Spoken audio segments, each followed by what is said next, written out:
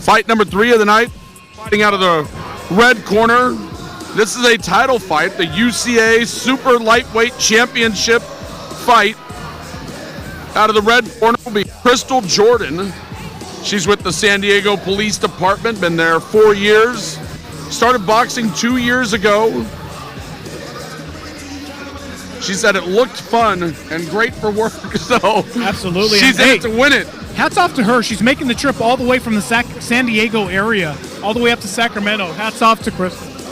Right? Some people just had a short drive to get to the Memorial Auditorium today. Not Krystle.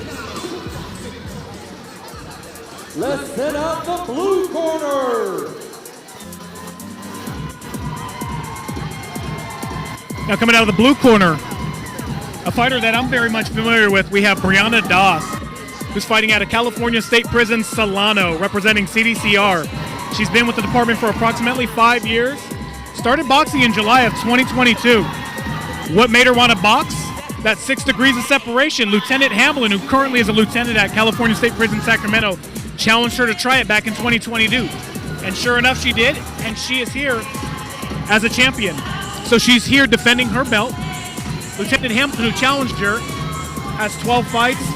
And I'm not sure, I don't think Lieutenant Hamlin's won a belt with UCA yet. Hopefully, one day in the future, in the near future, he'll be able to capture that title. And both fighters had a 3-month camp, so that's going to be really interesting to see how this plays out. Let's get this first female fight going. This fight is for the UCA Super Lightweight Championship title. First, fighting out of the red corner, representing San Diego Police Department, give it up for Krystle Jordan.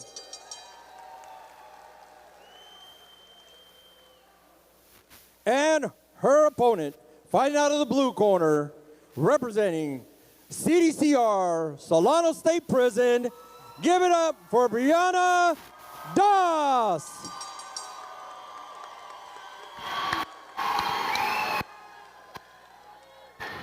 So first time getting to see the ladies tonight, our 3rd fight of the evening. And again, this is a title fight, UCA Super Lightweight Championship fight. If I'm not mistaken, I believe Das is the belt holder. Das is the current champion out of the red corner. And it's a fight at 145 pounds. And we're off. Both wearing black and white, and here we go again, no filling each other out. So Krystle Jordan with the red on her gloves, Briana Das with the blue. Neither of them shy coming out here as Jordan is taking the action. Yeah, and they're just kind of exchanging with their straight and right. Look, keep doing that jab. Stay long punches, 1, 2. So there you go, stay long. Stay long, go. A lot of punches being thrown in this fight, a lot connecting. There you go, good. You put your head down, pop on the floor. And Krystle Jordan's been able to land a lot of effective shots upstairs. Popping that jab in the floor. Both fighters, neither of them have stopped throwing here in this one. And I'm not quite sure what I saw there. I don't know if it's her shoulder. I think she might have. Did she just dislocate her shoulder? They're going to check her out real quick. And I believe, if I'm guessing right, I think she might have dislocated her shoulder. Let's see if her training staff can pop it back in for her.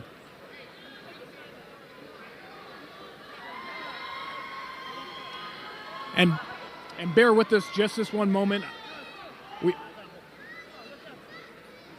I think we're good. Stand by. We might have even had a wardrobe malfunction with the wardrobe thing here. Okay. I've seen that previously at another Battle of the Badges where somebody dislocated their shoulder. They popped it back in. Oh, and we're set to resume. But Krystle doesn't play. She said, "Nah, forget it. Let's just go." Run it. Oh, and the action begins. They were already throwing several amount of punches, and it just 1-2s. Left to right. I don't think we're going to see a fight with more punches thrown in one round today.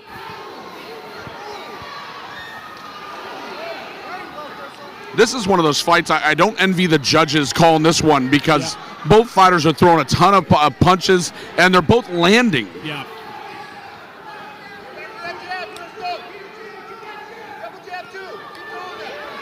Yeah, I believe Krystle's slightly taller than Doss. And so I think what I would like to see for Doss is sort of change levels and maybe bend her hips and kind of snap her jab from a shorter, kind of out of a crouching stance, and pop that up jab. Time. That was round 1. They were both throwing that entire round, and we had 2-minute rounds. And 2-minute rounds. It doesn't sound like a lot, right? Until you're in there. But you throw punches for 2 straight minutes. I promise you, it's a lot of work. I think it's pretty close that they may have thrown more punches in that first round than the first rounds of the previous fights combined. Maybe the whole fight's combined, to be honest with you. The first fight was, first round of the first fight tonight with Molinare and Gibson. They threw a lot of punches. I think possibly Jordan gets rewarded that round just for, I think she threw slightly. The aggressor. I think she was moving forward, kind of setting the pace.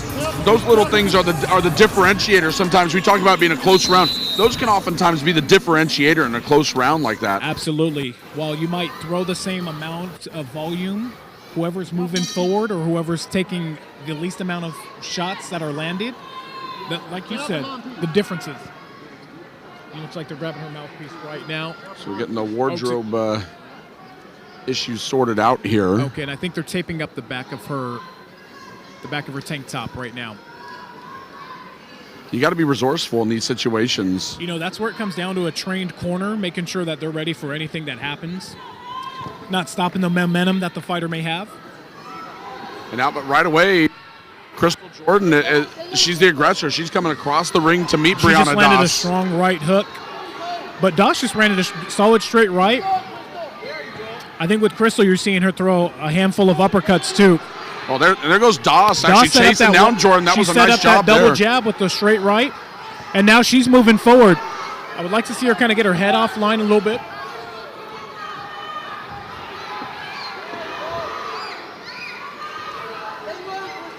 You can hear Briana's corner really urging her to go forward, and she's listening to that instruction. That's where it helps to have a really active, good corner giving you those extra instructions from the side. Absolutely. Tough to think when you got gloves flying at your face the entire time. I think, and it all depends on experience, but the more composed you can be, you can actually hear your corners yelling at you.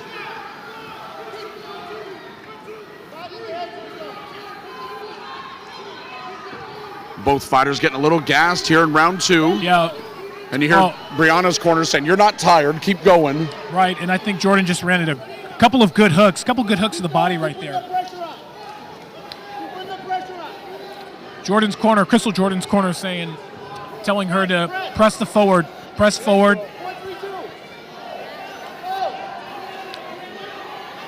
And I think you can tell they're starting to get gassed a bit, but oh my goodness, the amount of volume that we're seeing. Lots of punches being thrown. Oh, you can just tell right at the end of the round, both these ladies fed off the energy in the building here at the Memorial Auditorium in downtown Sac. Absolutely. Great finish to the great round. Absolutely. So Briana Doss, when it comes to the people that prepared her for this fight, her husband, James Doss, and then her past coach, Ace Johnson.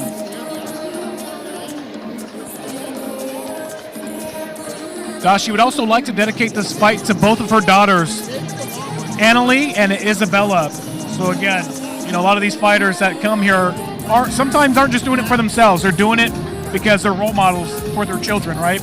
Yeah, I have 3 kids, right? You want to see your kids. You want your kids to see you work for something. You want to see them what it means to truly dedicate yourself to something, right? And it's not results. Results are because of the process you followed, and Absolutely. And it's just such a good example to set for kids to see you push yourself and try something that's hard. Absolutely.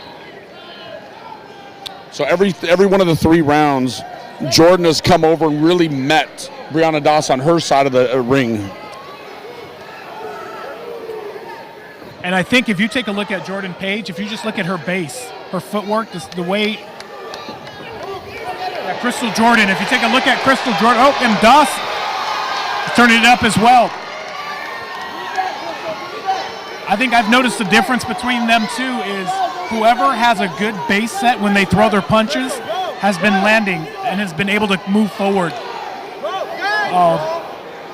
And Krystle Jordan landed some And solid punches. every time you think one of these fighters has the momentum, it feels like the other one makes a surge right back. Absolutely. It's been fun to watch the resiliency of both fighters. You know, it's almost like a match of tabletop tennis where it's just an exchange back and forth.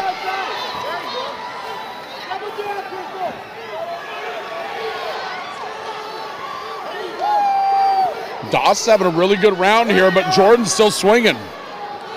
Yeah, and I think, again, right, getting back to that base, and Jordan just landed a good jab to the body, a good straight right to the body right there.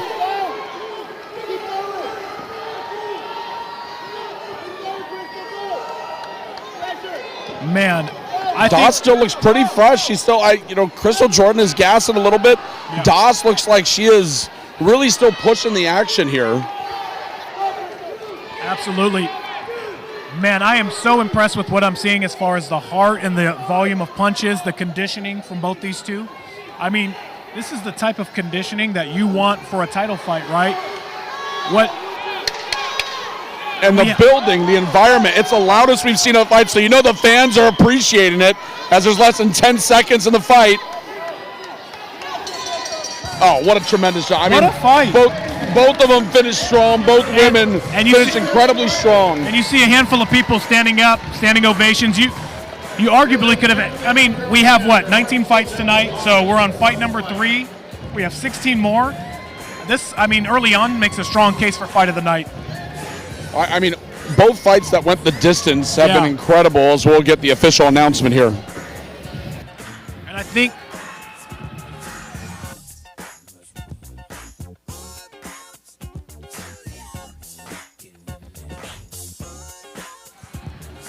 I don't know, we'll see. This is for the belt, so we'll see if the belt's going to stay up here up north or if the belt's going to be going with Krystle Jordan back home down to Southern California.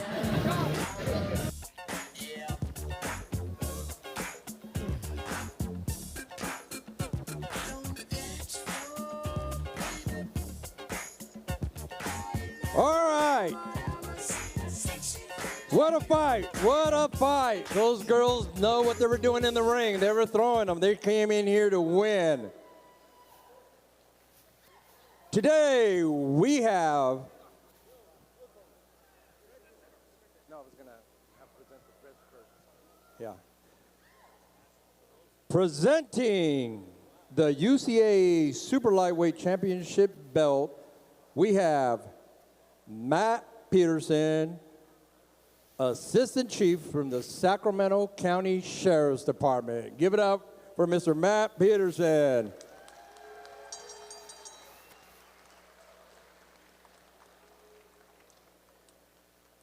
And the winner, fighting out of the red corner, San Diego PD's finest, Krystle Jordan.